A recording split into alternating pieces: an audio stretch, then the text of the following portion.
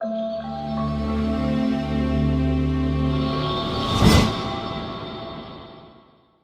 Everybody, welcome to the channel of exact IAS. आपको सभी लोगों का एग्जैक्ट आईएएस के चैनल पे स्वागत है। और मेरा नाम अमित रंजन सिंह है। और जैसा कि हम लोग आपको पहले भी बताए हैं कि अब हम लोग स्टार्ट करने जा रहे हैं प्रीवियस ईयर क्वेश्चन पेपर का एनालिसिस। हम लोग का एक इंट्रोडक्टरी वीडियो आ चुका है चैनल पे, जिस इंट्रोडक्टरी वीडियो पे ये हम बता रहे थे कि यूपीएससी सिविल सर्विस एग्जामिनेशन की तैयारी के लिए आपको दो तरह का विजन चाहिए। एक विजन जिसको कहा जाता है कि सिलेबस, आपको सिलेबस का अच्छा अंडरस्टैंडिंग होना चाहिए। सेकंड विजन को कहा जाता है प्रीवियस ईयर क्वेश्चन पेपर का बहुत ही बेहतरीन एनालिसिस। अगर आपको previous year question paper pre और मेंस दोनों का एनालिसिस अच्छा से है, आप दोनों को बढ़िया समझते हैं, बढ़िया से देख चुके हैं, बढ़िया स्टडी कर चुके हैं, तो प्रिपरेशन के दौरान आपको कॉन्स्टेंटली डायरेक्शन मिलते रहेगा कि किस तरह के डायरेक्शन में हम लोगों की तैयारी करनी चाहिए और हम लोगों को तैयारी करने के दौरान किन किन बातों का ध्यान रखना चाहिए, है ना। तो ये हम लोग इंट्रोडक्टरी वीडियो में ये सब चीज कवर कर चुके हैं। आज हम लोग स्टार्ट करने वाले हैं प्रीवियस ईयर क्वेश्चन पेपर का एनालिसिस। जैसा कि हम सभी आप लोगों को बताए थे कि प्रीवियस ईयर क्वेश्चन पेपर के एनालिसिस में जो हम लोग सबसे पहले स्टार्ट करने वाले हैं, वो स्टार्ट करने वाले हैं हम लोग प्री के क्वेश्चन पेपर के बारे में। ठीक है, तो हम लोग प्रीवियस ईयर क्वेश्चन पेपर में सबसे पहले प्री के बारे में स्टडी करेंगे। प्री में जो जीएस का क्वेश्चन आया है, और जैसा कि हम सभी आप लोगों को बताए थे कि यहाँ पे मेरा सब्जेक्ट ज्योग्राफी और एनवायरनमेंट है, तो मेनली जो अभी हम आपके साथ डिस्कस करने वाले हैं वो ज्योग्राफी के प्रीवियस ईयर क्वेश्चन पेपर के एनालिसिस करने वाले हैं। धीरे धीरे करके ज्योग्राफी के साथ साथ हम लोग एनवायरनमेंट सेक्शन को भी लाएंगे और अदर पेपर्स का भी आना शुरू हो जाएगा डिफरेंट फैकल्टीज के द्वारा। तो ज्योग्राफी में हम लोग प्री में क्वेश्चंस जो एनालिसिस करेंगे वो लास्ट 10 इयर्स का करेंगे, यानी कि 2014 से लेके 2024 में तक जो प्री का एग्जाम हो चुका है। इस प्री के एग्जाम में जो ज्योग्राफी से संबंधित क्वेश्चंस है उन क्वेश्चंस को हम लोग यहाँ पे एनालाइज करेंगे। एनालिसिस के दौरान हम लोग देखेंगे कि किसी भी क्वेश्चन का आंसर क्या होगा, आंसर के अलावा क्वेश्चंस क्यों पूछा गया ये देखा जाएगा, इस तरह के क्वेश्चन को किस कैटेगरी में रखा जाएगा, मॉडरेट की कैटेगरी में रखा जाएगा, इजी के कैटेगरी में रखा जाएगा, मॉडरेट कैटेगरी में रखा जाएगा, या डिफिकल्ट के कैटेगरी में रखा जाएगा। तो आप लोगों को पढ़ने के दौरान किन सब चीज़ों का ध्यान रखना है, ये सब चीज़ इसी डिस्कशन में आपको दिखेगा। हम आपको पहले भी बताए थे कि जो लोग एपिसोड ला रहे हैं ये एक्चुअली शॉर्ट वीडियोस सब होगा, यानी कि 15 to 20 मिनट्स का एक वीडियो होगा, और 15 से 20 मिनट्स के अंतर्गत हम लोग कोशिश करेंगे कि प्रत्येक वीडियो में 3 या 4 या 5 क्वेश्चंस को डिस्कस करें, 4 या 5 क्वेश्चन को एनालाइज करें, उसके बाद हम लोग आगे चीज़ों को देखते हैं। ठीक है, तो शुरू करते हैं। हम लोग 2014 के प्रीवियस ईयर क्वेश्चन पेपर का एनालिसिस करते हैं। ठीक है, तो जो हम लोगों का एनालिसिस है ये हम आपको पहले बता दें कि ये अभी जो स्टार्ट होने वाला है ये 2014 का प्री का क्वेश्चन डिस्कस करने वाले हैं हम लोग। ठीक है, और ये 3-4 वीडियोस में 2014 का खत्म होगा। मोस्टली 3 वीडियोस लगेगा, या हो सकता है 4 वीडियोस भी लग जाए, क्योंकि एक वीडियो में हम लोग 3, 4 या 5 क्वेश्चंस को ही डिस्कस करेंगे, उससे ज़्यादा को डिस्कस नहीं करेंगे। ठीक है, फिर आगे आप लोगों को जो इस पे लगेगा कि आपको और कुछ और भी चाहिए, कुछ और भी सुझाव है आपकी तरफ से, तो वो आप लोग को दे सकते हैं, या क्वेश्चंस वगैरह तो आप कमेंट बॉक्स में पूछ सकते हैं। वहाँ से फिर हम लोग नेक्स्ट वीडियो में उस क्वेश्चंस को डिस्कस कर देंगे। ठीक है, तो शुरू करते हैं। सबसे पहला एक क्वेश्चन 2014 के प्री में आ चुका है कि which of the following phenomena might have influenced the evolution of organism. Organism के इवोल्यूशन में 2 घटनाएं हैं, 2 फिनोमेना हुआ है। एक फिनोमेना हुआ है कॉन्टिनेंटल ड्रिफ्ट, और दूसरा फिनोमेना हुआ है जिसको कहते हैं ग्लेशियल साइकिल। तो आपसे पूछा गया है कि ऑर्गेनिज्म का जो इवोल्यूशन हुआ है इसमें ये दोनों फिनोमेना में कौन कौन ऐसा फिनोमेना है जो कि इसको प्रभावित किया है, इवोल्यूशन ऑफ ऑर्गेनिज्म को इन्फ्लुएंस्ड किया है। ठीक है, तो ऑब्वियस बात है कि यहाँ पे 2 फिनोमेना है। एक फिनोमेना है जिसको कहा जाता है कॉन्टिनेंटल ड्रिफ्ट, और दूसरा फिनोमेना है जिसको कहा जाता है ग्लेशियल साइकिल। आपको चुनना है कि दोनों में कौन कौन ऐसा फिनोमेना है जो इवोल्यूशन ऑफ ऑर्गेनिज्म को जो है इन्फ्लुएंस्ड किया है। देखो, इसमें जो टर्म है जो आपको समझना है, ये बात आपको समझना है कि इवोल्यूशन ऑफ ऑर्गेनिज्म का जो इवोल्यूशन हुआ है, जैसे कि आप सभी डार्विन के थ्योरी के कॉन्सेप्ट पे चले थे, सर्वाइवल फॉर द फिटेस्ट में बोला गया कि ऑर्गेनिजम्स का इवोल्यूशन होता है, वो समय के साथ बहुत सारे ऑर्गेनिज्म जो है वो अपने क्लाइमेट और अपने सिचुएशंस, अपने इन्वायरमेंट से फाइट करता है, और फाइट करने के बाद उसमें तरह तरह का डिफरेंट ऑर्गेनिज्म भी जन्म लेता है। ऑर्गेनिज्म के अंदर का डिफरेंट तरह का कैपेसिटी जन्म लेता है, जिसको इवोल्यूशन कहा जाता है। ठीक है, तो आपसे पूछा गया है कि कॉन्टिनेंटल ड्रिफ्ट और ग्लेशियल साइकिल में कौन कौन ऐसा है जो ऑर्गेनिज्म के इवोल्यूशन में हेल्प किया। तो देखो, अगर हम सभी लोग, ये जो क्वेश्चन है, इस क्वेश्चन का आंसर तो यहाँ स्लाइड पे लिखा हुआ ही है कि दोनों करेक्ट है, लेकिन करेक्ट कैसे है जरा ये हम समझने की कोशिश करेंगे। सबसे पहले एक कॉन्सेप्ट आप सभी लोगों को, अगर इसका हम लोग एनालाइज करेंगे, तो इस क्वेश्चन को अगर हम लोग एनालिसिस में डालते हैं, तो क्वेश्चन के एनालिसिस में सबसे पहला देखेंगे कि इसका आंसर क्या होगा, और ये आंसर 1 और 2 दोनों क्यों होगा। तो देखो, अगर तुम लोग बेसिक, ये क्वेश्चंस जो है इसको हम लोग इस कैटेगरी में रखते हैं, स्टैटिक अप्लाइड के क्वेश्चन कैटेगरी में रखते हैं। स्टैटिक अप्लाइड इस क्वेश्चन को हम कह सकते हैं। साथ ही साथ इस क्वेश्चन का दूसरा ये भी हम कह सकते हैं कि ये क्वेश्चन जो है ये इजी क्वेश्चन है, ये कोई खास डिफिकल्ट नहीं है, इजी कह सकते हैं। कुछ लोगों को ये क्वेश्चन मॉडरेट लग सकता है, लेकिन डिफिकल्ट तो ये कभी नहीं है। ठीक है, इन सब तरह के क्वेश्चन को हम लोग या तो इजी कहेंगे या मॉडरेट कहेंगे, depending upon your study and application of mind, कि आप कितना पढ़े हुए हैं और कितना आप अपने दिमाग को अप्लाई कर सकते हैं। बट अगर आपका फंडामेंटल स्टडी बढ़िया है, लाइक कि अगर आप इस सब तरह के क्वेश्चन को बनाने के लिए, अगर आपका एनसीईआरटी पे कॉन्सेप्ट अच्छा है, क्योंकि ये बेसिक एनसीईआरटी से पूछा गया है। ठीक है, अगर आपको बेसिक कॉन्सेप्ट बढ़िया है आपका, ठीक है, तो ऑब्वियस बात है कि बेसिक कॉन्सेप्ट जब आपका ज्योग्राफी में बढ़िया होता है तो आप इन सब चीज़ों के बारे में सुन के रखेंगे। आपको पता होगा कि what is continental drift and what is glacial cycle, है ना। ये अक्सर हम लोग ज्योग्राफी का जब बेसिक तैयारी करते हैं तो कॉन्टिनेंटल ड्रिफ्ट को एनसीईआरटी में ही पढ़ लेते हैं, ग्लेशियल साइकिल के बारे में सुनते रहते हैं। तो ऑब्वियस बात है, कॉन्टिनेंटल ड्रिफ्ट और ग्लेशियल साइकिल कोई बहुत डिफिकल्ट चीज़ नहीं है जो आपको समझ में नहीं आएगा। अगर आपका 11th क्लास का एनसीईआरटी कमांड में है तो दोनों कॉन्सेप्ट आप यहाँ से जानिएगा। अब आपको करना क्या है कि इसको थोड़ा सा अप्लाई कर देना है इस क्वेश्चन में। ठीक है, अब समझते हैं कि ये है क्या, थोड़ा सा नेक्स्ट स्लाइड की ओर चलते हैं।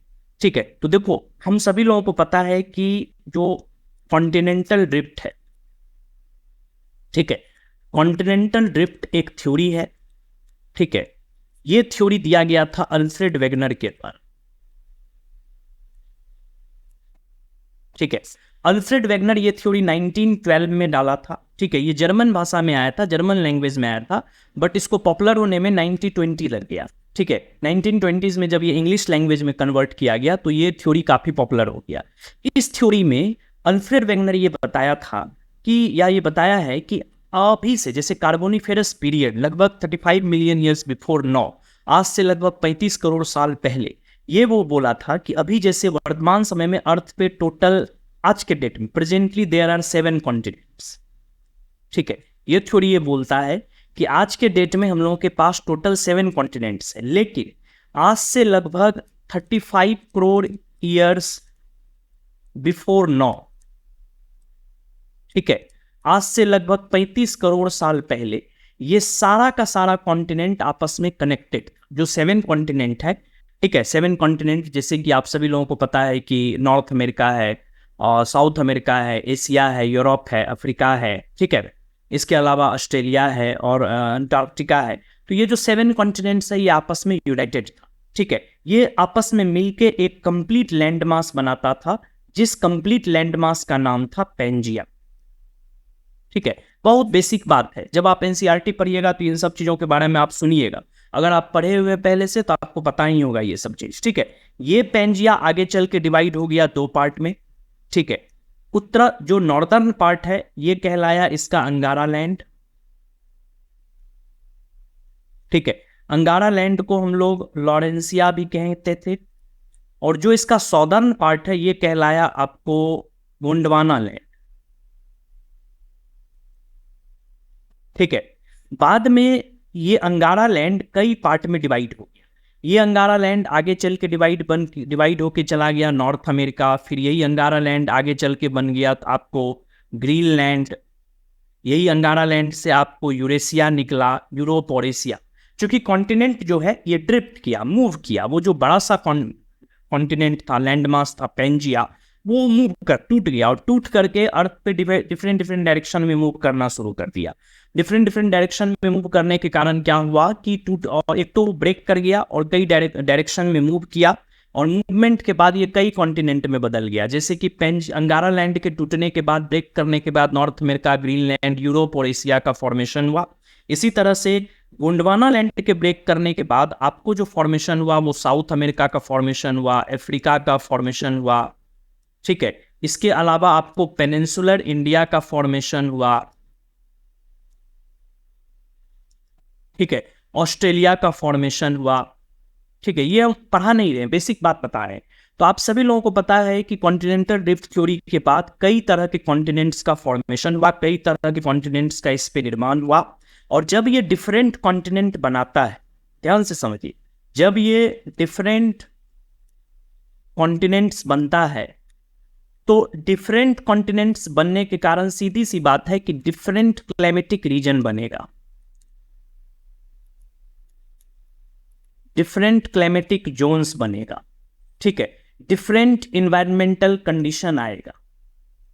आपको अब ये दिमाग को अप्लाई करना है कि कैसे कॉन्टिनेंटल ड्रिफ्ट ऑर्गेनिज्म के इवोल्यूशन को हेल्प किया होगा। तो सीधी सी बात है, ये कहीं लिखा हुआ नहीं है, आपको अप्लाई करना होगा। कॉन्टिनेंटल ड्रिफ्ट थ्योरी आप जानिएगा, लेकिन उसमें आपको ये कहीं नहीं मिलेगा कि ऑर्गेनिज्म के इवोल्यूशन में ये कहां से हेल्प किया। अब इस कॉन्सेप्ट क्वेश्चन को बनाने के लिए आपको अपने दिमाग को अप्लाई करना होगा। आप कॉन्टिनेंटल ड्रिफ्ट पहले से जान रहे हैं, आप कॉन्टिनेंटल ड्रिफ्ट के थ्योरी के द्वारा ये आप पहले से जान रहे हैं, बेसिक कॉन्सेप्ट आपका क्लियर है कि कॉन्टिनेंटल ड्रिफ्ट होने के कारण कई तरह का क्लाइमेट कॉन्टिनेंट्स का निर्माण हुआ, 7 कॉन्टिनेंट बना। और 7 कॉन्टिनेंट चूंकि अर्थ के डिफरेंट डिफरेंट एरिया में बना, तो कई तरह का इन्वायरमेंटल जोन बन गया, इन्वायरमेंटल जो है डिफरेंट क्लाइमेटिक जोन बना, डिफरेंट इन्वायरमेंटल कंडीशंस का निर्माण हुआ, फॉर्मेशन हुआ। और ऑब्वियस बात है कि अगर डिफरेंट इन्वायरमेंटल कंडीशंस का निर्माण हुआ होगा, डिफरेंट क्लाइमेटिक जोन्स का निर्माण हुआ होगा, तो ये अलग अलग स्पीसीज के इवोल्यूशन में हेल्प किया। क्योंकि सारा इन्वायरमेंटल कंडीशन अब एक जैसा नहीं है, क्लाइमेटिक जोन्स चेंज कर गया है, हैबिटेट चेंज कर गया है, ठीक है। तो different climatic zone, different environmental conditions, different habitats के कारण क्या हुआ कि अगर आपका हैबिटेट्स बदलता है, इन्वायरमेंटल कंडीशंस बदलता है, क्लाइमेटिक जोन्स बदलता है, तो ऑर्गेनिज्म के इवोल्यूशन को वो क्या करेगा, इन्फ्लुएंस करेगा। नए नए तरह का ऑर्गेनिज्म का जन्म हो सकता है, नए नए तरह के एनिमल का, नए नए स्पीसीज का वहाँ पे बर्थ हो सकता है। बहुत सारे स्पीसीज ऐसा होगा जो खत्म हो सकता है, उसका डेथ हो सकता है, वो एक्सटिंक्ट कर सकता है। क्यों? क्योंकि वो नया क्लाइमेटिक कंडीशन को वो नहीं झेल पाया होगा। तो ये आप अपने माइंड को अप्लाई करके बना सकते हैं कि अगर कॉन्टिनेंटल ड्रिफ्ट हुआ होगा तो different climatic zone, different environmental conditions, different habitats organism की इवोल्यूशन को हेल्प किया। तो अगर आप बेसिक बात जान रहे हो और अपने दिमाग को थोड़ा सा अप्लाई कर दिए तो आप आंसर निकाल लीजिएगा कि कॉन्टिनेंटल ड्रिफ्ट ऑर्गेनिज्म के इवोल्यूशन में हेल्प किया होगा। इसीलिए इस क्वेश्चन को हम ये बोले, इस क्वेश्चन में हम ये लिखे हैं कि ये जो क्वेश्चन है ये आपको स्टैटिक अप्लाइड है, ठीक है, यानी स्टैटिक पार्ट है। स्टैटिक पार्ट मतलब आपका बेसिक कॉन्सेप्ट अगर सही है, एनसीईआरटी पढ़े हैं, तो आपको कॉन्टिनेंटल ड्रिफ्ट के बारे में आइडिया सही से होगा। और अगर आप अपने दिमाग को थोड़ा सा अप्लाई कर दीजिएगा, इसी स्टैटिक पार्ट को, इसी कॉन्सेप्ट को अगर प्रेजेंट क्वेश्चन के कंटेक्स्ट में अप्लाई कर दीजिएगा तो आपका आंसर निकल के आ जाएगा, ठीक है। तो कॉन्टिनेंटल ड्रिफ्ट थ्योरी जो है ये आपको ऑर्गेनिज्म की इवोल्यूशन को इन्फ्लुएंस किया, ठीक है। तो पहला तो सही है। दूसरा चीज है भाई कि ग्लेशियल साइकिल कैसे इन्फ्लुएंस्ड किया। तो पहले तो आपको पता होना चाहिए कि व्हाट इज ग्लेशियल साइकिल। ये ग्लेशियल साइकिल क्या होता है भाई, तब ना आप समझिएगा कि भाई ग्लेशियल साइकिल आखिर किसी भी ऑर्गेनिज्म की इवोल्यूशन को किस तरह से हेल्प किया। तो देखो, ग्लेशियल साइकिल की जब बात करोगे तो अगर एनसीईआरटीज का स्टडी करते हैं या ज्योग्राफी आप पढ़ते रहते हैं तो उसमें आपको पता होगा कि अर्थ पे जो है वो कई बार अर्थ का कूलिंग और हीटिंग हुआ है, ठीक है। कई बार अर्थ का ऐसा हुआ है कि अर्थ पे काफी कूलिंग हो गया है, टेम्परेचर काफी नीचे गिर गया है। जब टेम्परेचर अर्थ का काफी नीचे गिरा है, अर्थ का कूलिंग काफी ज्यादा हो गया है, तो सीधी सी बात है अर्थ पे बहुत सारा ग्लेशियर्स का फॉर्मेशन हुआ, ठीक है। और उसको कहा गया ग्लेशियल पीरियड। ग्लेशियल पीरियड मतलब जब अर्थ पे मोस्टली ग्लेशियर्स था, अर्थ के बहुत सारे एरिया में आपको आइस बन गया, आइस का फॉर्मेशन हो गया, कॉन्टिनेंट वगैरह पे आइस बन गया।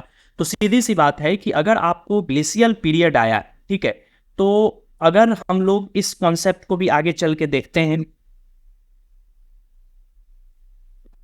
इसको हटाए,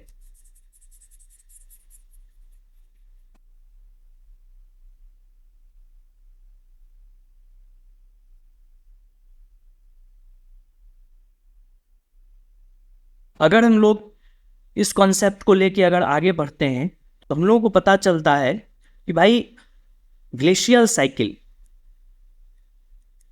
ग्लेशियल साइकिल जो है ये किस तरह से ऑर्गेनिज्म के इवोल्यूशन को इन्फ्लुएंस्ड किया। तो हम बोले कि अर्थ के सरफेस पर कई बार ऐसा हुआ है कि अर्थ जो है वो कूलिंग, अर्थ का कूलिंग हुआ है, अर्थ का हीटिंग हुआ है। जैसे आज के डेट में जब हम लोग जी रहे हैं, जब प्रेजेंट डे की बात हम लोग करते हैं, तो हम लोग अक्सर ये सुनते रहते हैं कि ग्लोबल वार्मिंग हो रहा है। ग्लोबल वार्मिंग का अर्थ क्या हुआ कि समय के साथ with the passage of time अर्थ का धीरे धीरे हीटिंग बढ़ जाएगा, अर्थ पे टेम्परेचर बढ़ेगा, और अर्थ पे टेम्परेचर बढ़ने के कारण बहुत सारा ग्लेशियर पिघल जाएगा, बहुत सारा जो आइस कैप्स है, जैसे आप अक्सर ये न्यूज में सुनते रहते हैं कि अंटार्कटिका से आइस कैप पिघल रहा है, और या ग्रीनलैंड के बाद एक बहुत बड़ा एरिया जो है वो ग्लोबल वार्मिंग के कारण पिघल गया है, हिमालय का ग्लेशियर तेजी से पिघल रहा है। तो ये सब क्या है? क्योंकि अर्थ पे हीटिंग हो रहा है, हीटिंग होने के कारण क्या हो रहा है कि ग्लेशियर सब पिघल रहा है। इसी तरह से इसका अपोजिट भी होगा, अर्थ पे कूलिंग होगा। इसके बाद जब अर्थ पे कूलिंग होगा तो सीधी सी बात है, कूलिंग होने के कारण ग्लेशियर्स बनना शुरू हो जाएगा। तो ये पीरियड होता है अर्थ पे, ग्लेशियर साइकिल का अर्थ होता है एक बार ग्लेशियर बनता है, फिर उसके बाद वो धीरे धीरे करके मेल्ट करता है, फिर से ग्लेशियर बनता है, which is known as glacier cycle. जब आप ज्योग्राफी पढ़िएगा तो ग्लेशियर साइकिल के बारे में आप अक्सर सुनते रहिएगा। तो ग्लेशियर साइकिल आपका अगर पहले से ज्योग्राफी पढ़ा हुआ है तो you know about all this things, you already know about all this things, आप पहले से इसके बारे में जानते। अगर आप नहीं पढ़े हुए हैं तो फिर भी आप इसके बारे में जान लीजिएगा during the course of your preparation. तो अब सवाल है कि ग्लेशियर साइकिल तो आप जानते हैं, लेकिन अब आपको दिमाग को अप्लाई करना है कि भाई ये ऑर्गेनिज्म के इवोल्यूशन में कैसे हेल्प किया होगा, ऑर्गेनिज्म के इवोल्यूशन को ये कैसे इन्फ्लुएंस्ड किया होगा। तो एकदम अगर सिंपल सा माइंड लगाते कि अगर अर्थ पे कूलिंग हुआ होगा, ग्लेशियर्स बना होगा, तो ग्लेशियर्स बनने के कारण जो हैबिटेट है, हैबिटेट लॉस हुआ। सीधी सी बात है, आप समझ सकते हैं कि हैबिटेट का लॉस हुआ होगा। हैबिटेट लॉस किसको कहते हैं कि अर्थ पे बहुत सारा ऐसा एरिया हुआ होगा जो रहने के लिए सुटेबल नहीं, ठीक है। और चूंकि ग्लेशियर्स बन रहा है, कूलिंग हो गया है, बहुत सारे एरिया में आइस बन गया है, आइस बनने के कारण बहुत जगह ऐसा हो जाएगा अर्थ पे जहां लाइफ पॉसिबल नहीं हो सकेगा। तो हैबिटेट लॉस हुआ।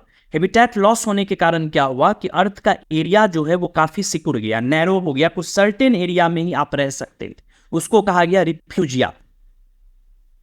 रिफ्यूजिया मतलब ग्लेशियर्स बनने के दौरान अर्थ का सारा एरिया, आपको बहुत सारा एरिया ऐसा रहा जो रहने के लिए सुटेबल नहीं था, सर्टेन एरिया ही ऐसा रहा, कुछ लिमिटेड एरिया ही ऐसा रहा जहां पे कि लाइफ रह सकता था, ठीक है। तो जब ये ग्लेशियर्स बना होगा तो बहुत सारे लाइफ को, ऑर्गेनिज्म का लाइफ चला गया होगा, खत्म हो गया होगा। तो ये लॉस ऑफ ऑर्गेनिज्म हुआ होगा, बहुत सारे ऑर्गेनिज्म को खत्म कर दिया होगा, नए एरिया में रहने के लिए कुछ नया नया ऑर्गेनिज्म आया होगा। तो आप कह सकते हैं कि ऑर्गेनिज्म के इवोल्यूशन में उसका जो नया नया तरह का स्पीसीज आया है उसमें ग्लेशियर साइकिल हेल्प किया होगा। इसी तरह से जब अर्थ का हीटिंग होता है तो हीटिंग होने के दौरान क्या करता है कि ग्लेशियर्स पिघल जाता है। ग्लेशियर्स के पिघलने के कारण क्या होता है कि फिर से आपको डिफरेंट हैबिटेट्स का निर्माण होता है, अलग अलग एरिया मिलता है जहाँ पे कि आप रह सकते हैं, फिर से आपको डिफरेंट हैबिटेट्स का फॉर्मेशन होता है, ठीक है। अब अगर डिफरेंट हैबिटेट का फॉर्मेशन होता है तो डिफरेंट हैबिटेट के फॉर्मेशन के कारण ऑर्गेनिज्म का क्या हो जाएगा, ऑर्गेनिज्म का फिर से आपको इवोल्यूशन होगा, फिर से नया नया ऑर्गेनिज्म बनेगा, क्योंकि नया हैबिटेट आ गया है तो नए तरीका से फिर से स्पीसीज का जन्म होगा। तो आप अपना दिमाग को थोड़ा सा अप्लाई लगा करिए और आपको पता चलेगा कि ग्लेशियर साइकिल भी ऑर्गेनिज्म के इवोल्यूशन में आपको हेल्प करता है। इस नियम से अगर हम इस क्वेश्चन को देखें तो जो आपका स्टेटमेंट 1 है और स्टेटमेंट 2 है, दोनों हमको करेक्ट दिखता है, और इस नियम से बोथ आर करेक्ट, ठीक है। तो अब आप जब पढ़ते हैं तो इन सब तरह के क्वेश्चंस को कैसे हैंडल करिएगा, क्योंकि ये एनालिसिस के दौरान हम आपको ये बताना चाहते हैं कि आपको पहले फंडामेंटल कॉन्सेप्ट सही रखना होगा। जो एनसीईआरटीज है, एनसीईआरटीज वगैरह पे कमांड बढ़िया से रखना होगा।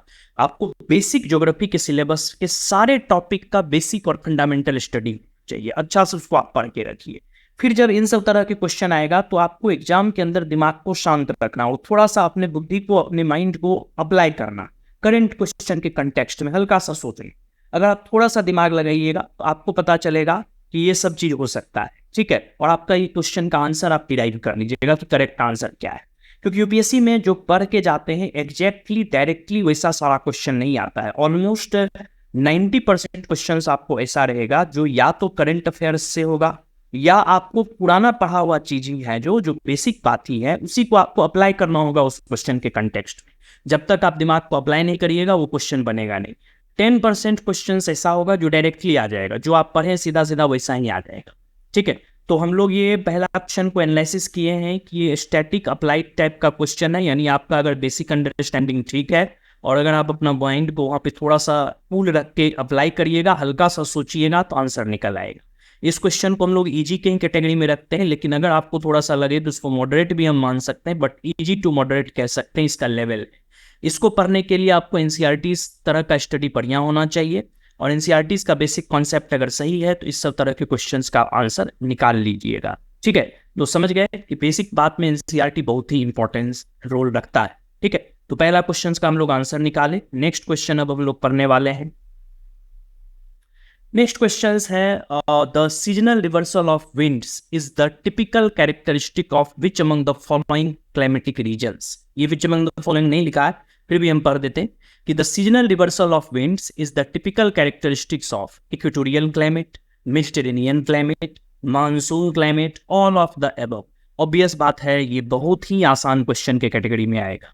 ठीक है, इसको अगर हम लोग एनालिसिस करते हैं, इस क्वेश्चन का अगर हम लोग एनालिसिस करते हैं तो इसका जो लेवल होगा, लेवल कहलाएगा ईजी। ये बहुत आसान क्वेश्चन है। इसका लेवल इस आधार पे इजी है कि वो बहुत ही बेसिक है, बेसिक कॉन्सेप्ट से रिलेटेड है, फंडामेंटल कॉन्सेप्ट से रिलेटेड है। अगर आप मान लीजिए कि इस तरह के क्वेश्चंस को सॉल्व करने के लिए आपको बहुत ज़्यादा पढ़ाई करने की ज़रूरत नहीं है, अगर आपका केवल एनसीईआरटी कमांड में है, तो जब आप एनसीईआरटी पढ़िएगा तो एनसीईआरटी में आप पढ़िएगा क्लाइमेटिक रीजन्स। ठीक है, और वहाँ पे जो लास्ट चैप्टर क्लाइमेटोलॉजी का होगा उसमें क्लाइमेटिक रीजन्स के बारे में पढ़िएगा। क्लाइमेटिक रीजन्स में कई तरह के क्लाइमेटिक रीजन के बारे में आप वहाँ पे पढ़िएगा, जिसमें एक आएगा आपको equatorial climate, Mediterranean climate, monsoon climate. ठीक है, तो आप उसी में समझ जाइएगा कि मानसून टाइप का जो क्लाइमेट है, इस तरह के क्लाइमेट का ये टिपिकल कैरेक्टरिस्टिक है कि विंड का सीजनल रिवर्सल होता है। वैसे भी अगर आप मान लीजिए कि क्लाइमेटिक रीजन्स नहीं भी पढ़े हैं, मान लीजिए कि आपका क्लाइमेटिक रीजन चैप्टर छूट गया है, फिर भी ये क्वेश्चन बना दीजिएगा, बिकॉज मानसून जो विंड है, मानसून विंड जो है ये एक तरह का क्या कहते हैं कि सीजनल विंड कहलाता है। सीजनल विंड उसी तरह के विंड को कहा जाता है जो एक सर्टेन टाइम इंटरवल पे अपने बहने के दिशा को रिवर्स करने। जैसे हम थोड़ा सा इसको समझा देते हैं। देखो, जो विंड है, ऑब्वियस बात है, आप सभी लोग चूंकि यार ज्योग्राफी पढ़ा नहीं रहे, थोड़ा सा ज्योग्राफी पे क्वेश्चन डिस्कस कर रहे हैं, थोड़ा सा टॉपिक को भी एनालाइज कर लेते हैं। जो विंड होता है ये हॉरिजॉन्टली मूविंग एयर होता है।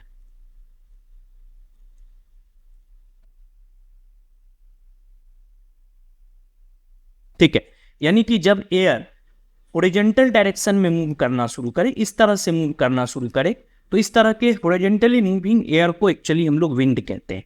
ये बहुत बेसिक बात है। और विंड जो है ये कई कैटेगरी का होता है, आप पढ़िएगा। प्राइमरी है विंड है, सेकेंडरी है, टर्शियरी है। इसको एक्चुअली एटमॉस्फेरिक सर्कुलेशन वाले चैप्टर में हम लोग पढ़ते हैं। ठीक है, इसमें एक विंड होता है जिसको कहा जाता है लोकल विंड, एक विंड होता है जिसको कहा जाता है सीजनल विंड। ठीक है, एक और होता है जो इससे भी ये है, उसको कहा जाता है टेरेस्ट्रियल विंड। ये सब बेसिक विंड्स है जो आप मतलब अगर 8th 9th क्लास के भी एनसीईआरटी को पढ़िएगा तो ये सब मिल जाएगा। टेरेस्ट्रियल विंड से ये संबंधित तो नहीं है। एक्चुअली मानसून जो है ये लोकल और सीजनल विंड से संबंधित। ठीक है, अब हमको यहाँ पे जानना है कि व्हाट इज सीजनल विंड। तो जो सीजनल विंड होता है इसका क्या नेचर होता है कि एक सर्टेन टाइम इंटरवल के बाद ये अपने बहने के दिशा को रिवर्स कर लेता है। ठीक है, जिससे हम इसको समझते हैं एक इस तरह के कॉन्सेप्ट से कि जो आपका सीजनल विंड्स है, ठीक है, ये एक निश्चित टाइम इंटरवल के बाद अपने बहने की दिशा को रिवर्स करता है। याद रखिए, हम शब्द यूज किए रिवर्स करता है, यानी कि अगर ये विंड इधर से इधर जा रहा है तो एक टाइम बीतेगा, ये अपना डायरेक्शन अपोजिट कर लेगा। डायरेक्शन चेंज करना अलग चीज है। अगर बोला जाता है कि डायरेक्शन चेंज करना, तो देखो अगर मान लो ये विंड इधर से इधर जा रहा है और अगर ये इसका डायरेक्शन इधर हो गया तब भी ये डायरेक्शन चेंज कर लिया, अगर इधर हो गया तब भी डायरेक्शन चेंज कर लिया। लेकिन सीजनल विंड में क्या होता है कि डायरेक्शन जो चेंज होता है वो ऑलमोस्ट 180 डिग्री एंगल से होता है। Almost, not exactly, but almost 180 degree angle से होता है। यानी अगर मान लीजिए कुछ समय तक विंड इधर से इधर जा रहा है तो एक सर्टेन टाइम इंटरवल के बाद ये विंड अपने बहने की दिशा को रिवर्स कर लेगा। रिवर्स यानी कि अपोजिट कर लेगा और अब ये इधर से इधर चलना शुरू कर देगा। ठीक है, तो मान लो कि अगर हम सीजनल विंड की बात करेंगे तो मान लो कि ये विंड अगर कुछ समय तक इधर से इधर चला है, ठीक है, मान लो ये डायरेक्शन हम लोग ले लेते हैं ईस्ट, ये ले लेते हैं वेस्ट, तो सीजनल विंड का नेचर होगा कि तुम देखोगे कि एक सर्टेन टाइम इंटरवल तक सीजनल विंड वेस्ट से ईस्ट डायरेक्शन की ओर चल रहा है, यानी कि इस डायरेक्शन की ओर चला। जैसे ये टाइम बीतेगा, एक टाइम इंटरवल खत्म होगा, ये विंड अपना डायरेक्शन रिवर्स कर लेगा और अब ये चलना शुरू कर देगा ईस्ट से वेस्ट डायरेक्शन, यानी कि opposite direction, almost 180 degree angle से ये रिवर्सल लेता है। लेकिन जरूरी नहीं है 180 हो, 170 भी हो सकता है, 165 भी हो सकता है, लेकिन लगेगा कि 9 ऑलमोस्ट जो है ये अपना डायरेक्शन रिवर्स कर लिया। इस तरह के विंड को सीजनल विंड कहा जाता है। ठीक है, अब सीजनल विंड को जब तुम बेसिक बात, हम लोग ज्योग्राफी में बहुत बेसिक ज्योग्राफी के बारे में पढ़ते हैं, तो सीजनल विंड एक्चुअली हम लोग 3 तरह का पढ़ते हैं। सबसे पहले पढ़ते हैं लैंड ब्रिज, सी ब्रिज, नाम सुने होंगे, लैंड ब्रिज, सी ब्रिज। सेकेंड सीजनल विंड हम लोग पढ़ते हैं mountain bridge and valley bridge. ठीक है, और थर्ड सीजनल विंड होता है monsoon. Monsoon is actually wind.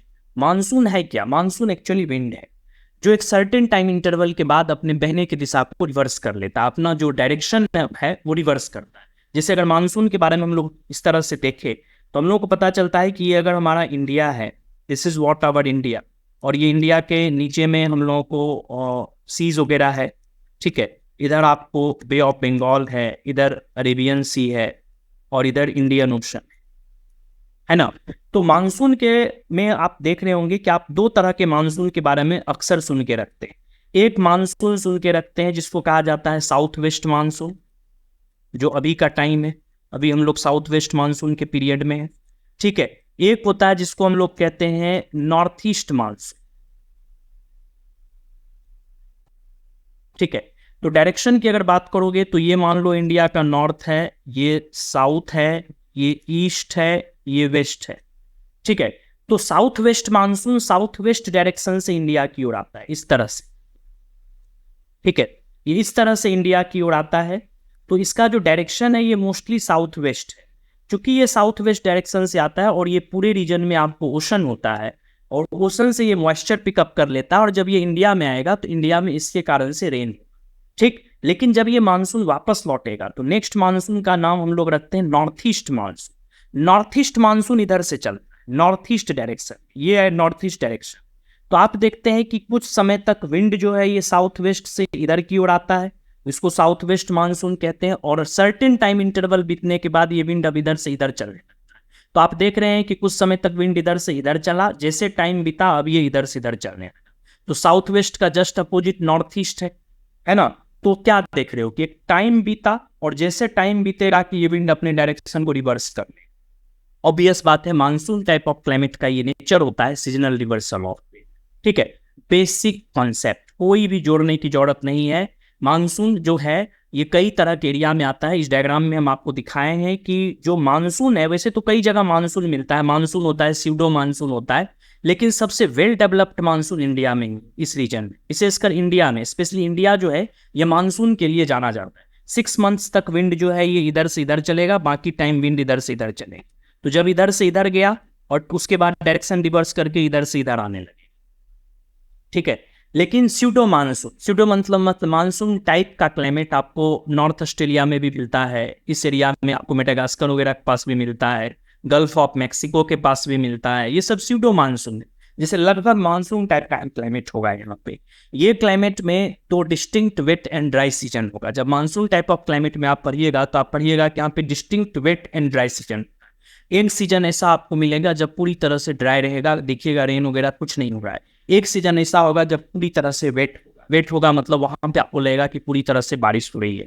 जैसे अभी इंडिया का सीजन वेट सीजन है, बिकॉज जुलाई, अगस्त, सितंबर ये सब जो है साउथ वेस्ट मानसून का पीरियड है। तो हम मानते हैं कि इन सब तरह के क्वेश्चंस को बनाने के लिए आपको कोई खास स्टडी करने की जरूरत नहीं है। अगर आपको एनसीईआरटी का बेसिक कॉन्सेप्ट सही है, अब बेसिक और फंडामेंटल एनसीईआरटी से आपका कमांड बढ़िया है, तो आप ये क्वेश्चन को आसानी से बना दीजिए। और क्लाइमेटिक रीजन्स वगैरह पढ़े होंगे तो इक्वेटोरियल क्लाइमेट, मेडिटेरेनियन क्लाइमेट जो मेडिटेरेनियन सी के पास मिलता है, इक्वेटोरियल क्लाइमेट इक्वेटर के 5 डिग्री नॉर्थ साउथ के आसपास मिलता है। तो ये सब चीज़ बहुत आसान है, फंडामेंटल कॉन्सेप्ट में आता है। नो नीड टू स्टडी मतलब extra thing in this in such type of questions. आपको फंडामेंटल एनसीईआरटी का पकड़ सही है, बेसिक किसी टीचर का क्लास भी अगर किए हुए हैं तो ये क्वेश्चन आसानी से आपका बन जाएगा। ठीक है, तो नॉट डिफिकल्ट, इजी लेवल पे रखते हैं, बेसिक कॉन्सेप्ट से ये क्वेश्चन आया है। ठीक है, तीसरा क्वेश्चन जो हम लोग पूछने वाले हैं आया है, इसको कहा जाता है कंसिडर द फॉलोइंग स्टेटमेंट। अब देखो ये क्वेश्चन थोड़ा सा आपको करंट अफेयर्स से आएगा। ठीक है, ये क्वेश्चन जैसे कि प्रीवियस 2 क्वेश्चन जो हम लोग पढ़े थे वो स्टैटिक था, जैसे थोड़ा सा हम बैक लौटते हैं। ये वाला जो क्वेश्चन था मानसून वाला, इसको आप स्टैटिक क्वेश्चन भी कह सकते हैं। ये बेसिक भी है और स्टैटिक भी है। स्टैटिक मतलब कि ये बेसिक एनसीईआरटी से पूछा गया है, आज से इस तरह के कॉन्सेप्ट के स्टैटिक पार्ट से ही आया है, जिसमें कोई आपको ज़्यादा करंट अफेयर्स का अप्लाई करने का जरूरत नहीं है, करंट फैक्ट को जोड़ने की जरूरत नहीं है। ठीक है, बट जो थर्ड क्वेश्चन है, इस क्वेश्चन को हम लोग कहेंगे डायनामिक क्वेश्चन। डायनामिक और स्टैटिक क्या है ये हम लोग डिस्कस कर चुके हैं अपने इंट्रोडक्टरी वीडियो में। इसमें बोला जाता है कि कंसिडर द फॉलोइंग स्टेटमेंट। मेज जिसको कि हम लोग कॉर्न भी कहते हैं, कई बार यूएस वगैरह में इसको कॉर्न कहा जाता है। ठीक है, तो मेज can be used for the production of starch. ठीक है, स्टार्च बनने के लिए मेज को यूज किया जाता है। सेकेंड स्टेटमेंट है ऑयल एक्सट्रैक्टेड फ्रॉम मेज can be feed stock for biodiesel. ये बहुत ही इंपॉर्टेंट स्टेटमेंट है। Alcoholic beverage can be produced using मेज। इसमें पूछा जाता है कि तीनों स्टेटमेंट में कौन कौन स्टेटमेंट है जो आपका इसमें करेक्ट है। आंसर आपके सामने है कि इसमें तीनों स्टेटमेंट एक्चुअली करेक्ट है ना। मेज से हम लोग स्टार्च भी बनाते हैं, स्टार्च बनने में मेज से काफ़ी यूज होता है। जैसे कि अगर हम लोग मेज को लेके नेक्स्ट स्लाइड में आपको कुछ चीज़ लिखे हैं कि कॉर्न और मेज, इस तरह की स्लाइड को अगर आप पढ़िएगा तो यहाँ हम ये चीज़ लिख दिए हैं, कॉर्न और मेज is an interesting wild crop that is produced in large quantities globally. Large amount of corn are used in starch and ethanol production. ठीक है, and corn oil is the byproduct. Historically, corn oil has not been viable biodiesel feedstock because of its high value as an edible oil and relatively high prices. However, there is a trend in United States of America for the increasing use of corn oil for biodiesel production. ठीक है, representing the fastest expanding oily feedstock for biodiesel production in 2013. देखो 2013 में ये biodiesel production में काफ़ी popular हो गया था और ये क्वेश्चन 2014 का है। तो आप कह सकते हैं कि जब 2013 में कोई व्यक्ति न्यूज पढ़ा होगा तो उससे पता चला होगा कि कॉर्न को हम यूज कर सकते हैं बायोडीजल बनाने में, कॉर्न ऑयल, और ये करंट अफेयर्स में कई बार आया हो। और चूंकि ये करंट अफेयर्स में आया होगा तो ये क्वेश्चन में पूछ दिया। तो आप कह सकते हैं कि चूंकि हम लोग डिस्कस कर रहे हैं 2014 के क्वेश्चन को डिस्कस कर रहे हैं और ये 2013 के न्यूज़पेपर में जरूर आया, जिसके कारण कि 14 में ये आ चुका है। तो कह सकते हैं कि डायनामिक क्वेश्चन था, यानी कि उस साल के करंट अफेयर्स से ये पूछा गया क्वेश्चन। ठीक है, और हम कह सकते हैं कि कॉर्न का प्रोडक्शन आपको स्टार्च में भी होता है, इथेनॉल प्रोडक्शन में भी होता है, कॉर्न ऑयल को बायोडीजल प्रोडक्शन में भी यूज करते हैं। साथ ही साथ मेज और corn is used as the primary source of carbohydrate for some traditional beer like alcoholic beverage, यानी कि इसको बियर बनाने में भी हम लोग यूज कर सकते हैं। तो ये जो क्वेश्चन है, इस स्टेटमेंट के अकॉर्डिंग मेज को हम लोग स्टार्च प्रोडक्शन में यूज कर सकते हैं। ये बायोडीजल के लिए फीडस्टॉक के रूप में काम कर सकता है, यानी कि बायोडीजल बन सकता है, और अल्कोहलिक चीज भी मेज से हम लोग प्रोड्यूस कर सकते हैं। तो सीधा सीधा बात है कि बहुत ज्यादा समझने की इसमें आपको जरूरत नहीं है, बट आपको ये जानना है। देखिए होता क्या है कि ये डायनामिक क्वेश्चन है। हम मान रहे हैं कि 2013 के न्यूज़पेपर में ये सब क्वेश्चन काफ़ी आया होगा। कॉर्न, मेज और बायोडीजल के बारे में कई बार न्यूज़ आया होगा, मेज से स्टार्च प्रोडक्शन के बारे में आया होगा, और चूंकि ये उस साल करंट अफेयर्स में पॉपुलर था तो 2014 में ये पूछ दिया। ठीक है, लेकिन फिर भी आपको पढ़ने के दौरान कुछ बातों का ध्यान रखना। एक्चुअली क्या हो रहा है कि आज के डेट में हम लोग बायोफ्यूल के बारे में काफ़ी जानकारी इकट्ठा कर रहे हैं, धीरे धीरे कर। ठीक है, हम लोग ये चाह रहे हैं कि हम लोग जहाँ तक हो सके बहुत ज़्यादा बायोफ्यूल के बारे में जान लें। बायोफ्यूल क्या होता है? बायोफ्यूल होता है जो कि बायोमास से डिराइव्ड किया जाता है फ्यूल। बायोमास से जो फ्यूल डिराइव किया जाता है उसको बायोफ्यूल कहा जाता है। ये एक प्रकार का रिन्यूएबल सोर्स ऑफ एनर्जी है।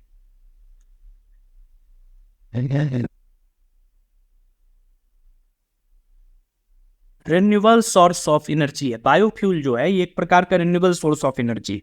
थोड़ा स्लाइड में हम आके डिस्कस कर दें, ठीक है।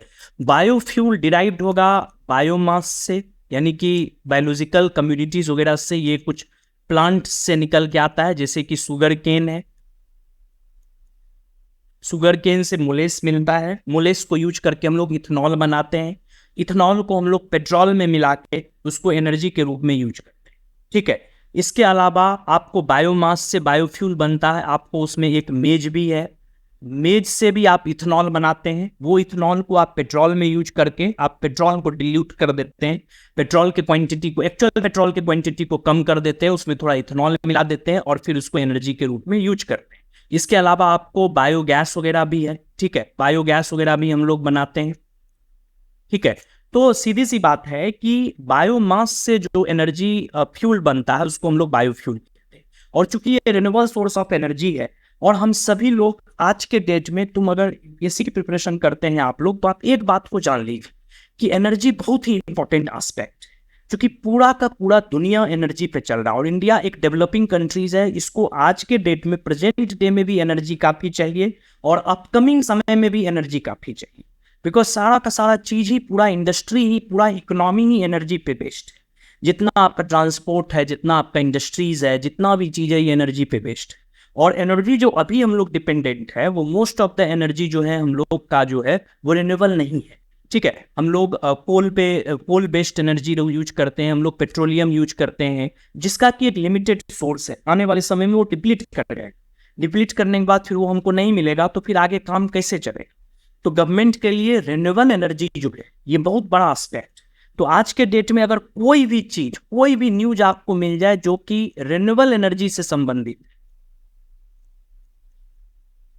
ठीक है, तो रिन्यूएबल एनर्जी से संबंधित कोई भी न्यूज जो है, कोई भी चीज जो रिन्यूएबल एनर्जी का सब्स्टिट्यूट हो सकता है, पेट्रोल का सब्स्टिट्यूट हो सकता है, डीजल का सब्स्टिट्यूट हो सकता है, कोल का सब्स्टिट्यूट हो सकता है, वो मान लीजिए आपके लिए वेरी वेरी इंपॉर्टेंट टॉपिक है।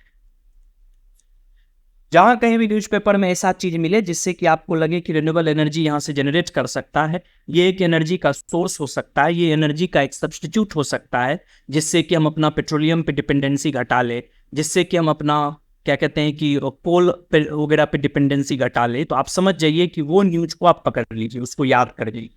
वो प्री और मेंस दोनों जगह आपको पूछा जा सकता है, ठीक है। और बायोफ्यूल आज एक बहुत बड़ा रिन्यूएबल एनर्जी है, इसीलिए आपको अक्सर शुगर केन से देखिएगा क्वेश्चन काफी आएगा, मेज से क्वेश्चन काफी आएगा, बिकॉज मेज वगैरह, शुगर केन वगैरह को हम लोग यूज करते हैं। जैसे हम बोले थे कि ये जो बायोफ्यूल है, ये बायोफ्यूल बेसिकली दो कैटेगरी का होता है बेसिकली, वैसे तो और भी डिवाइड करेंगे, लेकिन एक होता है जिसको हम लोग कहते हैं इथेनॉल, दूसरा जिसको कहते हैं बायोडीजल। ठीक,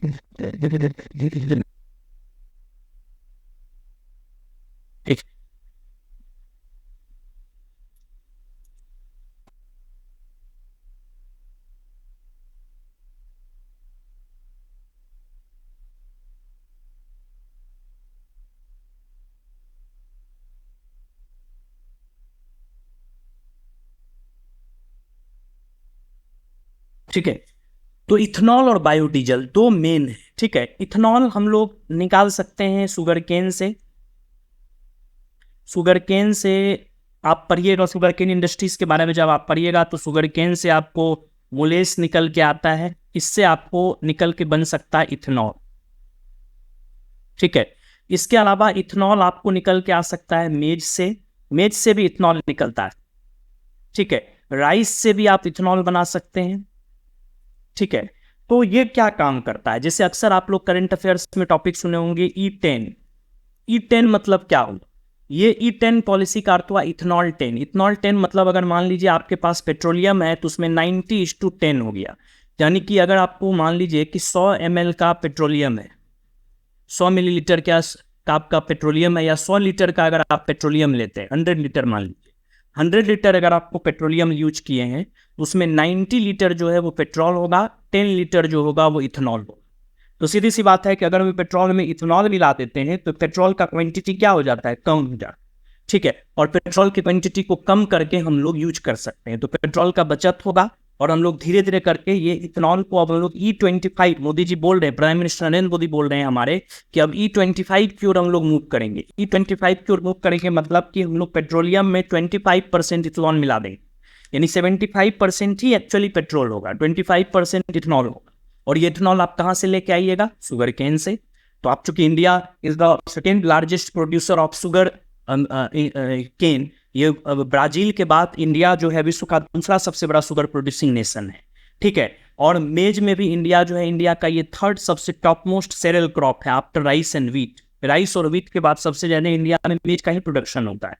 तो ये जो इंडिया में लार्ज स्केल पे शुगर केन का प्रोडक्शन होता है, मेज का प्रोडक्शन होता है, तो आप इससे इथेनॉल बनाइए और ये इथेनॉल आपको बायोडीजल के रूप में काम कर सकता है। सॉरी, ये इथेनॉल आपको पेट्रोलियम में मिला के एनर्जी के, रिन्यूएबल एनर्जी के रूप में काम कर सकता है। तो पेट्रोलियम पे डिपेंडेंसी क्या होगा, धीरे धीरे गिरेगा। मेज से आपको मेज ऑयल मिलता है और मेज ऑयल को आप बायोडीजल के रूप में भी यूज कर सकते हैं। तो ये जो क्वेश्चन है, ये क्वेश्चन आपको कैसे बनेगा, अगर आप न्यूज़पेपर को, करंट अफेयर्स को बार बार बढ़िया से पढ़ते जा रहे हैं तो आपको उसमें अक्सर ये सब न्यूज आते रहता है कि मेज ऑयल को हम लोग बायोडीजल में यूज कर सकते हैं, इथेनॉल को अब इतना % मिला सकते हैं। तो ये सब करंट अफेयर्स बेस्ड क्वेश्चन है। ठीक है, और हम लोग इसको मानते हैं कि ये डायनामिक क्वेश्चन है। ठीक है, ये डायनामिक क्वेश्चन है। इसका जो, इसमें और भी चीज बताएंगे। अगर ये लेवल की बात करेंगे तो लेवल इसका हम लोग इजी टू मॉडरेट रखेंगे, यानी कि आप अगर न्यूज़पेपर के प्रति सतर्क हैं, करंट अफेयर्स पे आपका कमांड अच्छा है, तो आप ये आसानी से बना दीजिएगा। ठीक है, साथ ही साथ चूंकि ये सब सोचा समझा बात है कि जहां कहीं भी एनर्जी से संबंधित न्यूज आएगा उसको हमको जल्दी कवर कर लेना। ठीक है, ये रिन्यूएबल सोर्स ऑफ एनर्जी है और इस तरह की न्यूज को न्यूज़पेपर में जब भी आए तुरंत कब्जा कर लीजिए, तुरंत उसको पकड़ के आप पढ़ लीजिए। ठीक है, बढ़िया से उसका स्टडी कर लीजिए और उसको आप, उसका छोटा सा एक नोट्स भी हो सके तो बना लीजिए। ठीक है, तो ये हो गया डायनामिक कॉन्सेप्ट से रिलेटेड है, इजी टू मॉडरेट लेवल है। अगर आपका न्यूज़पेपर पे बेस्ड अंडरस्टैंडिंग है, यानी यूं कह सकते हैं कि ये करंट से संबंधित, करंट ज्योग्राफी से संबंधित। ठीक है, तो ज्योग्राफी में जो करंट अफेयर्स वगैरह अक्सर न्यूज़पेपर वगैरह में न्यूज सब आते रहता है एनर्जी वगैरह से, अगर आप इस सबको बढ़िया से पढ़ के रखते हैं तो इस सब तरह का क्वेश्चन आपको आसानी से बन जाएगा। This is what the analysis of third question. ठीक है, अब हम लोग चलते हैं फोर्थ क्वेश्चन के बारे में। फोर्थ क्वेश्चन आपका है कि what are the significance of practical approach to sugar cane production known as sustainable sugar cane initiative. अब देखो, ये जो क्वेश्चन है ये 2-3 चीज है। सबसे पहले तो ये शुगर से आया है। हम आपको पहले भी बोले थे कि शुगर केन वगैरह हुआ, मेज हुआ, इस सब के बारे में आप जहां कहीं भी न्यूज मिले बढ़िया से पढ़ लीजिए। क्यों? क्योंकि शुगर केन वगैरह का कई यूज है। शुगर केन भारत, इंडिया में काफी पॉपुलैरिटी गेन कर रहा है। क्यों गेन कर रहा है, पहले तो इसको समझने की कोशिश करिए कि शुगर केन के बारे में थोड़ा सा हम आपको बतला देते हैं। जो शुगर केन है ये इंडिया में काफी पॉपुलर है। इससे संबंधित, शुगर केन से संबंधित कोई भी न्यूज आए आसानी से पढ़िए, उसको बढ़िया से पढ़िए। क्यों पढ़िए? क्योंकि पहले तो ये जान लीजिए कि ये वर्ल्ड का, इंडिया जो है, India is the second largest producer of sugar cane after Brazil. Brazil सबसे बड़ा, ठीक है, एरिया भी और प्रोडक्शन में भी sugar cane India second, world का सेकेंड है। ये बात है कि ये काफी लार्ज क्वांटिटी में इंडिया में प्रोड्यूस्ड होता है। ठीक है, शुगर केन एक ट्रॉपिकल क्रॉप है और ट्रॉपिकल क्रॉप होने के कारण चूंकि इंडिया का क्लाइमेट इसके लिए काफी सुटेबल हो जाता है। ठीक है, ये एक ट्रॉपिकल क्रॉप है, इसके लिए आपको टेम्परेचर अधिक चाहिए, वाटर चाहिए। ठीक है, और इसको लंबे समय तक हाई टेम्परेचर चाहिए ताकि इसका ग्रोइंग सीजन बड़ा हो सके। तो इंडिया का most of the part tropical area में ही आता है। इंडिया में समर सीजन का लेंथ काफ़ी ज़्यादा होता है, रेन वाटर भी अधिक है इंडिया में 3, साथ ही साथ रिवर वाटर भी मिल जाता है कई एरिया में। तो कह सकते हैं कि शुगर केन के प्रोडक्शन के लिए इंडिया काफ़ी सुटेबल है। लार्जेस्ट प्रोड्यूसर, आप लोग ये सब बेसिक बात है पढ़ के रखे होंगे कि शुगर केन का सबसे बड़ा प्रोड्यूसर यूपी है, सेकेंड जो है वो महाराष्ट्र है, ठीक है। लेकिन सबसे ज़्यादा जो प्रोडक्ट मतलब हाईएस्ट प्रोडक्शन होता है, प्रोडक्टिविटी होता है पर हेक्टेयर लैंड, वो आपको जो है वो तमिलनाडु में होता है, यानी कि साउथ की ओर ज़्यादा होता है। हम लोग पढ़ेंगे ऐसा क्यों होता है, क्योंकि उस वहाँ का जो क्लाइमेट है वो ज़्यादा ट्रॉपिकल हो जाता है, ठीक है। लंबा समय तक उसमें ग्रोइंग सीजन मिलता है, वेट क्लाइमेट होने के कारण जो है जूस ज़्यादा होता है उसमें, तो वहाँ पे ज़्यादा आपको है। लेकिन सबसे ज़्यादा जो प्रोडक्शन आज के डेट में हो रहा है वो यूपी में हो रहा है, उसके बाद महाराष्ट्र में, फिर तमिलनाडु है, उसके बाद कर्नाटका है, ये सब स्टेट है। तो चूंकि शुगर केन एक बहुत ही रिस्पेक्टेड क्रॉप है, इस क्रॉप का इंडिया में काफ़ी रिस्पेक्ट है। ये एक तरह का आपको कैश क्रॉप है जो फार्मर्स काफ़ी ग्रो करता है अर्न करने के लिए, मनी अर्न करने के लिए यूजुअली। तो शुगर केन से कई चीज़ डिपेंडेंट है। शुगर केन पे एक तो डिपेंडेंट इंडस्ट्रीज जो है, अगर आप शुगर केन की बात करिएगा तो शुगर केन पे जो डिपेंडेंट इंडस्ट्रीज है वो कौन कौन है, उस पर सबसे ज़्यादा डिपेंडेंट इंडस्ट्रीज तो ऑब्वियस बात है कि शुगर मिल है। शुगर मिल इस पे डिपेंडेंट है, लेकिन शुगर केन से शुगर मिल ही नहीं हो सकता है, इसके अलावा और भी चीज़ है। जूट इंडस्ट्री भी इस पे काफ़ी डिपेंडेंट है। क्यों जूट इंडस्ट्री डिपेंडेंट है, क्योंकि शुगर मिल से जो शुगर केन से जो शुगर बनता है उसको जूट बैग में पैक किया जाता है, तो जूट बैग का सबसे ज़्यादा जो डिमांड है वो शुगर मिल को ही है, और जूट इंडस्ट्री शुगर केन पे डिपेंडेंट है। शुगर केन से हम आपको अभी बताए थे कि शुगर केन से आपको इथेनॉल बन सकता है, ठीक है, इथेनॉल बन सकता है। तो इथेनॉल वगैरह बनने के कारण क्या होता है कि ये बायोडीजल, बायो एनर्जी में भी काम करता है, ठीक है। तो शुगर केन एक बहुत ही टॉप क्रॉप है। अगर कोई भी न्यूज आपको, गवर्नमेंट का कोई भी प्रोग्राम, कोई भी पॉलिसी शुगर केन से आया है तो आपको उसको बढ़िया से पढ़ लेना चाहिए, ठीक है। और ये जो क्वेश्चन है ये कहता है कि सस्टेनेबल शुगर केन इनिशिएटिव, ठीक है। तो सस्टेनेबल शुगर केन इनिशिएटिव जो है ये एक्चुअली गवर्नमेंट प्रोग्राम से पूछा गया क्वेश्चन, ठीक है। हम आपको पहले जो वीडियो बनाए हैं उस वीडियो में हम आपको बताए थे कि इस तरह के क्वेश्चन को हम लोग डायनामिक क्वेश्चन के लिस्ट में रखेंगे। This is the list of dynamic question. क्यों? क्योंकि ये गवर्नमेंट पॉलिसीज या गवर्नमेंट प्रोग्राम से संबंधित है, ठीक है। और गवर्नमेंट प्रोग्राम जो शुगर केन इंडस्ट्रीज से आया है उससे संबंधित है। तो अगर आप न्यूज़पेपर को पढ़ते रहते हैं तो ये क्वेश्चन का आपका सारा का सारा चीज मिल जाएगा। इसमें क्या है, सस्टेनेबल शुगर केन इनिशिएटिव में गवर्नमेंट क्या सब चीज लाया है। Seed cost is very low in this compare to the conventional method of cultivation. एकदम सही है स्टेटमेंट कि इसमें क्या किया जाता है कि आपको दिया गया है कि भाई सीड जो होगा वो कम यूज करना, कम सीड यूज करिएगा तो सीड कॉस्ट घट जाएगा। क्यों? क्योंकि कम सीड यूज करने से उसका क्रॉप का जो प्रोडक्टिविटी है, वो सीड का जो क्वालिटी है वो काफी इंप्रूव कर दिया।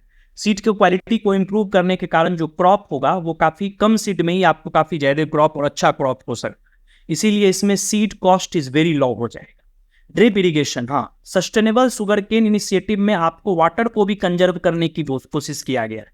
वाटर कंजर्व करने का अर्थ है कि कोशिश किया गया है कि इस इनिशिएटिव में वो सब चीज किया जाए जिसमें कि आपको कम वाटर यूज करके ज्यादा से ज्यादा क्रॉप लाया जा सके, ठीक है। यानी कि पर ड्रॉप मोर क्रॉप वाला जो कॉन्सेप्ट होता है कि प्रत्येक ड्रॉप पे अधिक से अधिक क्रॉप यूज होगा, वो आएगा। इसके लिए आपको ड्रिप इरिगेशन का हेल्प लेना होगा, क्योंकि ड्रिप इरिगेशन में क्या होता है, ड्रिप इरिगेशन आप इरिगेशन वाले चैप्टर में पढ़े होंगे कि स्प्रिंकल इरिगेशन, ड्रिप इरिगेशन, इस सब में क्या होता है कि एक फुहारा टाइप का वाटर जो है आपको प्लांट के रूट पे पड़ते रहता है, ठीक है। तो प्लांट के रूट पे अगर मान लीजिए ये आपका, जैसे कई इरिगेशन का कई है, एक होता है फ्लड इरिगेशन। अगर हम लोग इरिगेशन की बात करेंगे, एक मिनट, थोड़ा सा एक स्लाइड हमको चाहिए डिस्कस करने के लिए।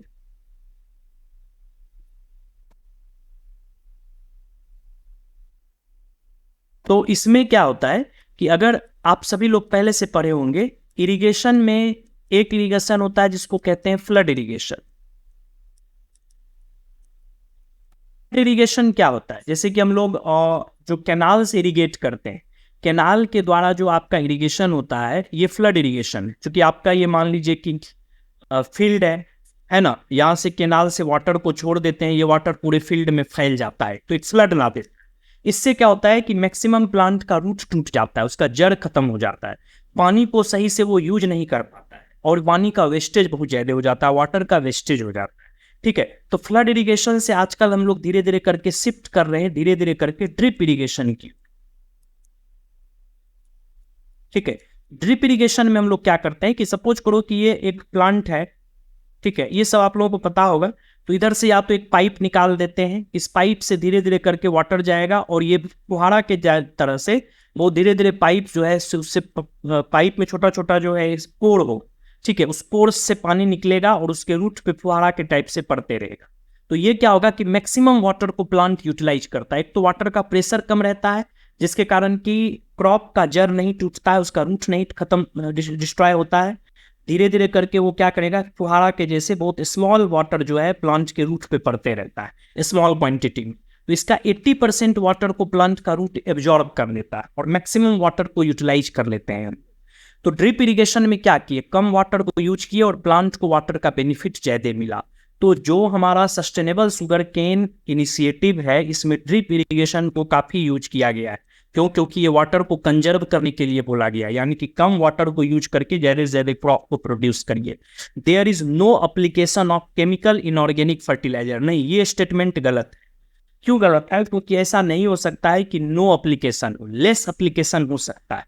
हाँ, केमिकल इनऑर्गेनिक फर्टिलाइजर का एप्लीकेशन कम होगा, नो नहीं।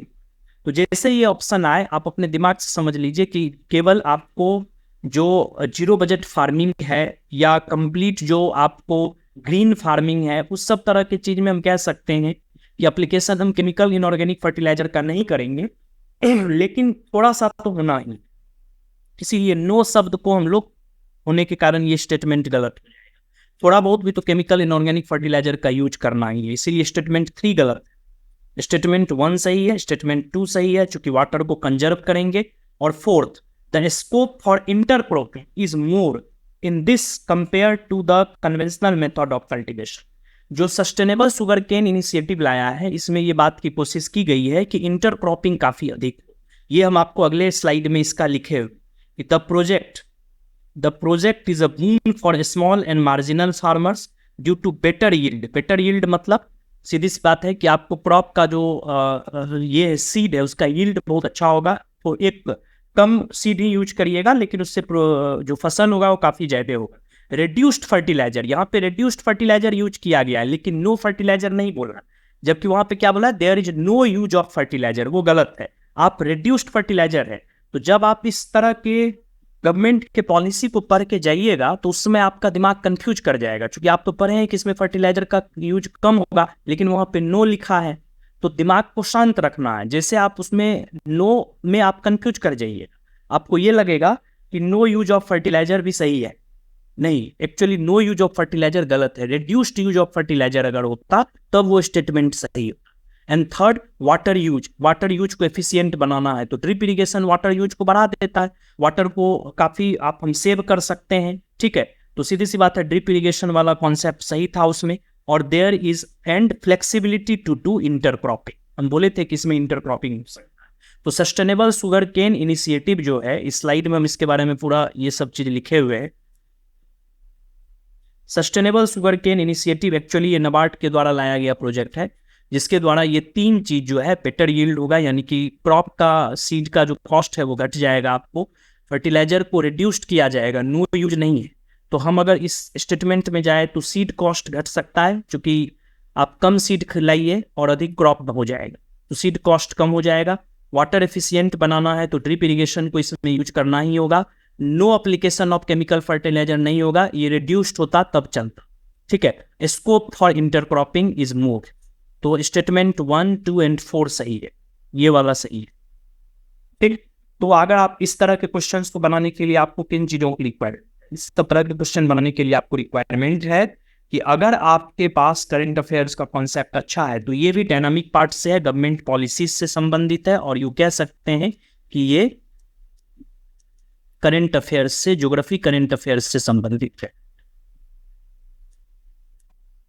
ठीक है, तो ये वीडियो थोड़ा लंबा हो गया, हम लोग चूंकि हम लोग एनालिसिस कर रहे हैं, तो आपको धीरे धीरे करके सारे क्वेश्चन को केवल हमको आंसर नहीं बताना है, हमको ये बताना है कि गवर्नमेंट यूपीएससी में क्वेश्चन किस तरह से आ रहा है, उसको पूछने का तरीका क्या है, और आपको पढ़ने के दौरान किन सब चीज़ों को ध्यान देना चाहिए। आप देखें कि अभी 4 क्वेश्चन में हम लोग का 2 क्वेश्चन ऐसा मिला जो बेसिक बात से था, बेसिक एनसीईआरटी से था। यानी कि अगर आपका एनसीईआरटी ठीक से पढ़ा हुआ है और आप थोड़ा सा वहाँ पे दिमाग को शांत रख के पढ़िएगा क्वेश्चन को, तो आपको बन जाएगा। और 2 क्वेश्चन ऐसा मिला जो गवर्नमेंट पॉलिसी, गवर्नमेंट प्रोग्राम से संबंधित, ठीक है, या वो सब चीज़ों से संबंधित था जो करंट अफेयर्स में काफ़ी अक्सर न्यूज में रहता है, ठीक है।